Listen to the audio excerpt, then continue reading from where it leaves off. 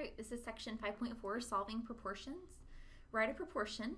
A proportion states that two ratios or rates are equal. And notice I'm going to give you a ratio here. I'm sorry, a proportion here, two ratios. It's actually two rates because they're not the same units.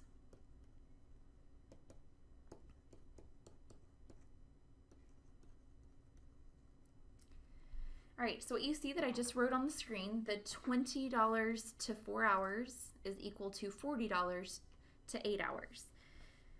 So what they're saying is that these two ratios or these two rates are equal to each other. So as the top number doubles, the amount of money doubles, the number of hours also doubles.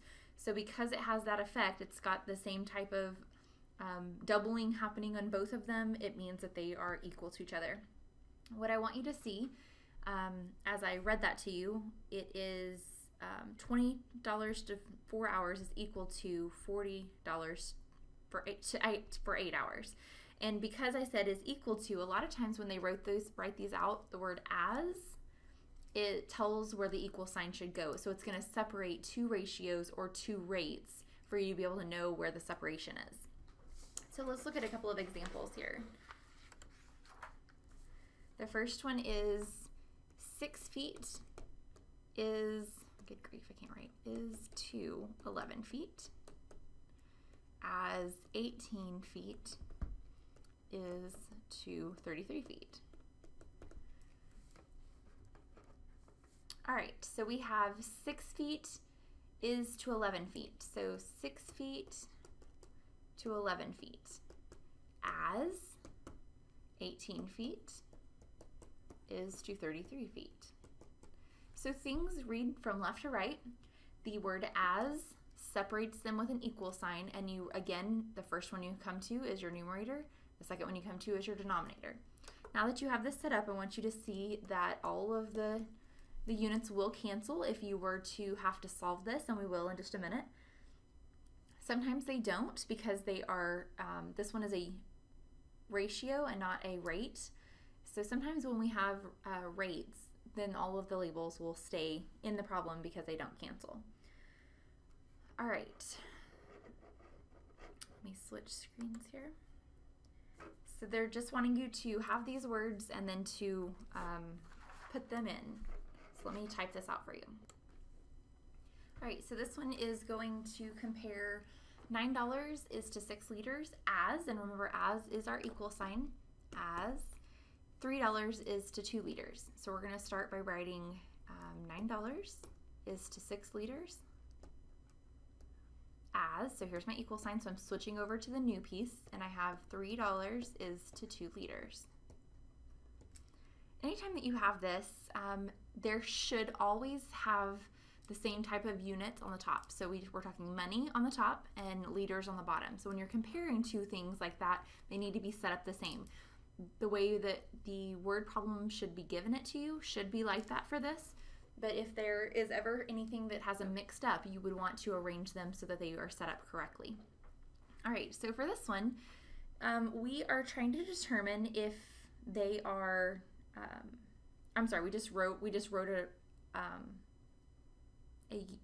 a proportion of two rates set equal to each other by reading the words and setting them up.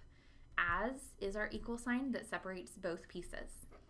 This next part is going to be kind of one that we're trying to identify if things are correct. So it says determine if each proportion is true or false. So we're going to be giving an answer of true or false by writing both ratios in lowest terms. So they gave us this problem. Lowest terms means to take one of these ratios or rates. These are clearly ratios because they're both just counting numbers.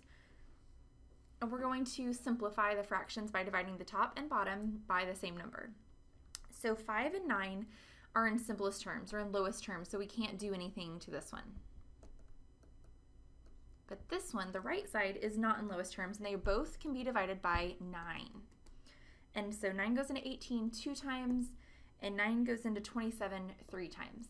And so we're comparing both of these fraction ratios to see if their lowest terms are identical. And if they are, then we say true, and if they are not, we give an answer of false. because 5 to 9 is not the same as 2 to 3. They are not the same measurements. All right, the next thing that we want to do is we want to solve the bottom one. And this one has us, again, putting them in lowest terms. So I know that 16 and 12 both are divisible by 4, and that gives me a 4 to 3 lowest terms piece. On the other side, I know that 28 and 21 are both divisible by 7.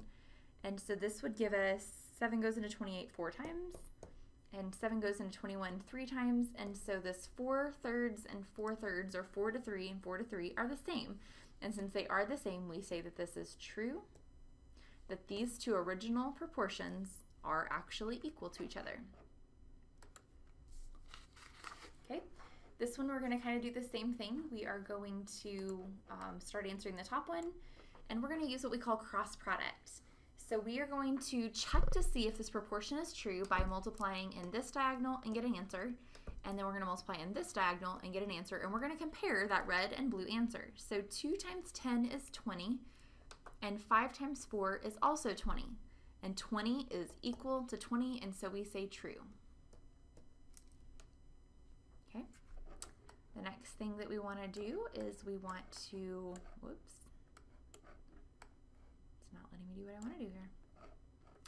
Again, we're going to multiply in the diagonals. We have a red diagonal with an answer and a blue diagonal with an answer.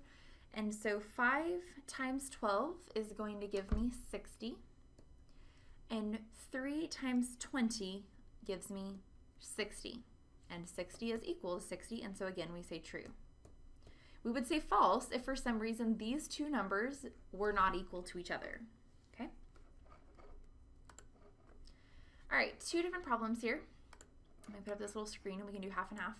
But this first thing says, find the unknown number in a proportion. So clearly we right here have an unknown number, right? The x represents something we don't know. And the way that we do this is we find the diagonal that has 2 numbers in it. Oh, that was supposed to be something else. It's clearly not working here. So we're trying to find the diagonal that has 2 numbers. So we're looking at this 3 and the 40. That was terrible for me to highlight there, but there you go. So the diagonal that has 2 numbers. The other diagonal has a 5 and a letter, right? So those are not 2 numbers. So that's why we're starting with the 3 and the 40. So we're going to multiply 3 times 40 and find this to be, oops, sorry. If maybe it'll work for me. Right? 3 times 4 is 12, and bring the 0 down so you have 120. The other number, the odd number out that I call it, that we have not used yet, is what we divide by. And so when we divide 120 divided by 5, we're going to find that our number or our letter that we don't know is 24. So you multiply in the diagonal where there's 2 numbers, and then divide that answer that you just found by the odd number out, and that will give you what your letter is. Okay, let's try another one. Doesn't matter where the x is, as long as you find the diagonal that has the 2 numbers. So here I found the 2 numbers. So I have 16 times 20, which gives me 320. And we divide by that odd number out that we haven't used. And so 320 divided by 32 tells me that x is 10.